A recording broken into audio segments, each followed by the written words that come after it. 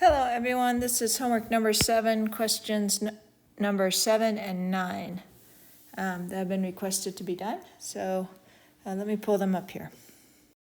And for this problem, I'll be using my TI-84. So if you can follow along on the steps with that calculator, of course you can always substitute Excel or Minitab for these problems as well. All right, so we wish to test the following claim, the alternative, at a significance of 0.001. And we're assuming that the mean is equal to 82.1, and we want to see if the mean is less than that. So this is a mean problem. We'll be looking at some sort of distribution that looks like this. We don't have a population standard deviation, so this is a t-test. If it says the population standard deviation, and you knew that, then it would be a z-test, but you can see right here, it says clearly, you do not know the standard deviation. So you can't use a z-test, so you're going to use a t-test. We know that the mean that we are assuming is 82.1. We take a sample and we get a mean of 79.3 with a standard deviation of our sample of 17.4. And what we want to know is the true mean really less than 82.1, or did we get this 79.3 by random chance?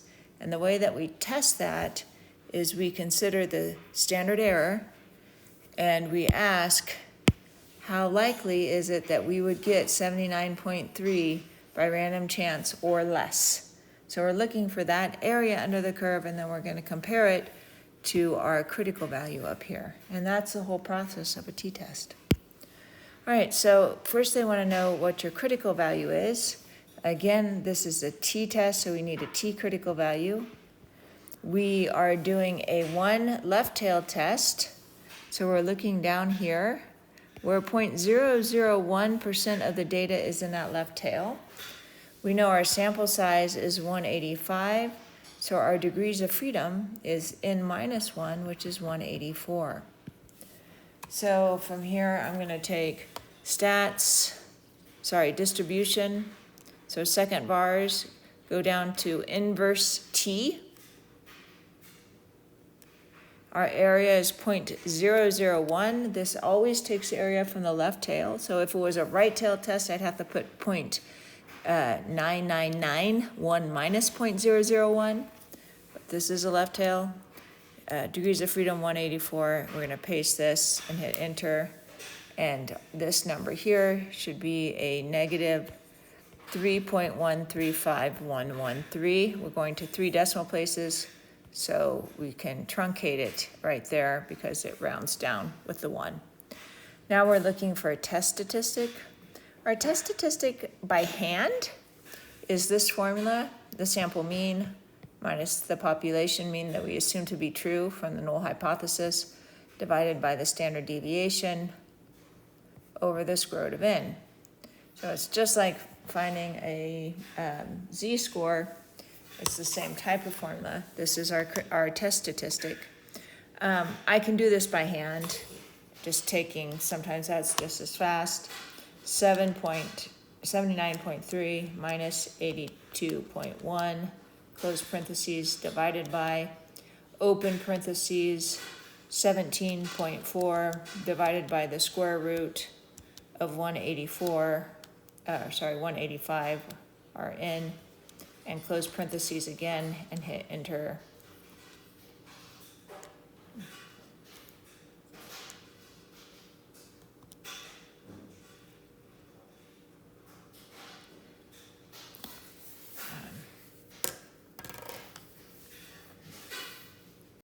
And we end up with negative 2.887, negative 2.18874. To 3 decimal places, that would be negative 2.189. That would be our test statistic. Now, so think of a standard curve here with 0 in the middle. Negative 2.189 is here. Our critical value is negative 3.135. our critical region is anything less than that. So this number is not in our critical region, and therefore we fail to reject the null. We do not reject the null. You never accept the null. That's always a red herring. You either reject the null or you do not reject the null.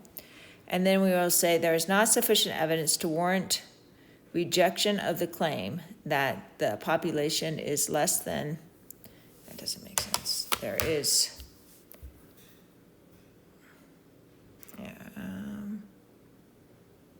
it's this one right here. Sorry, you have to be careful with these double negatives. There is not sufficient sample evidence to support the claim that the population mean is less than 82.1. This is the one you want. Right there. All right, I hope that's helpful. If you don't want to do your test statistic by hand, the other option is to hit stats, go over to tests, choose t-test, which is number 2. We have stats. Our mu is 82.1. Our sample mean is 79.3. Our standard deviation is 17.4. I hope I did that, typed that in right before. 185 is our sample size. Left tail we select, and then we go calculate, and voila, I did type that in right. And we got negative 2.188742. Same exact thing we got before. And this sample test also gives you a p-value, and p-value is 0.0149. Remember, if p is less than your alpha, you reject. Our p is 0.0149, which is not less than 0.001, so we do not reject. So you can also use your stats and your test option on that. So that was one of the two. Let's take a look at the second one. Okay, so on this one, same idea, but instead of giving us summarized statistics, this time they have given us a small data set that we're going to have to type into our calculator and calculate the statistics for us. So this is a small sample. We're still using a t-test. We can only use a t-test with this such a small sample because we know that the population is normally distributed. All right, we don't know the standard deviation. That's what makes it a t-test.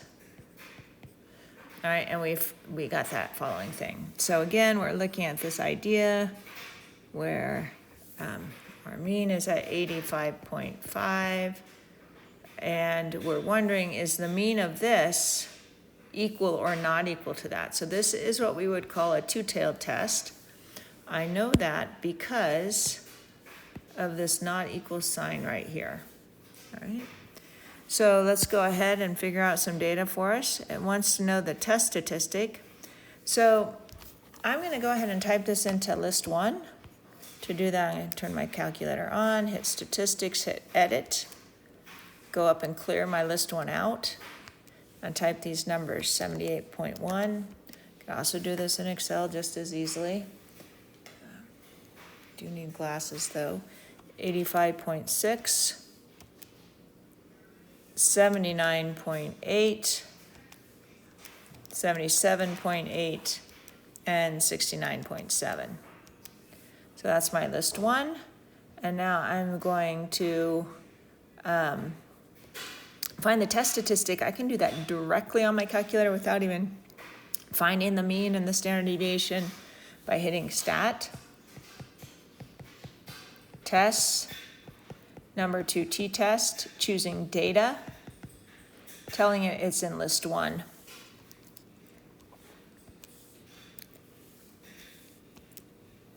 So it says, what's my mean? My mean is 85.5, that they want this mean from here.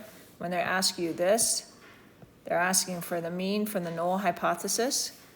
List 1, frequency is 1. This is a two-tailed test. I select the not equal sign and I hit enter. And it gives me my test statistic here, just right off the calculator. All right, then it also gives me my p-value.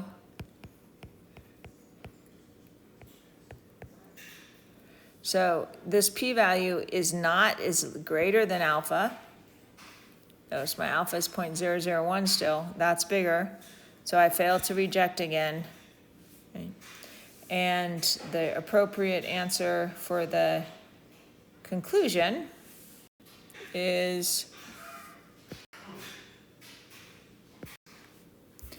there is not sufficient sample evidence to support the claim that the population is not equal to this. So this is our conclusion. All right, when we do not reject, we always say there's not sufficient evidence to support the claim of the alternative hypothesis. So that's HA. We're not supporting the claim. The claim is HA, and not sufficient evidence. If we reject, we would say there is sufficient evidence to sample data support the claim. This is the one we would do. The sample data supports the claim the population is not equal. This is what we would do if we did reject the null. Right? There's sufficient evidence. There is sufficient evidence to warrant rejection of the claim. That's also true.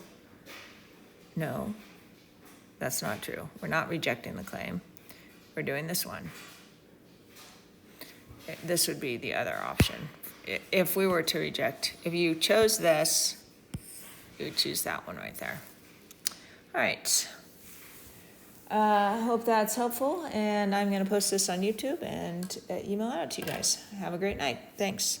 I'll be traveling tomorrow, but I will be available via email for most of the day. Thanks. Have a great day.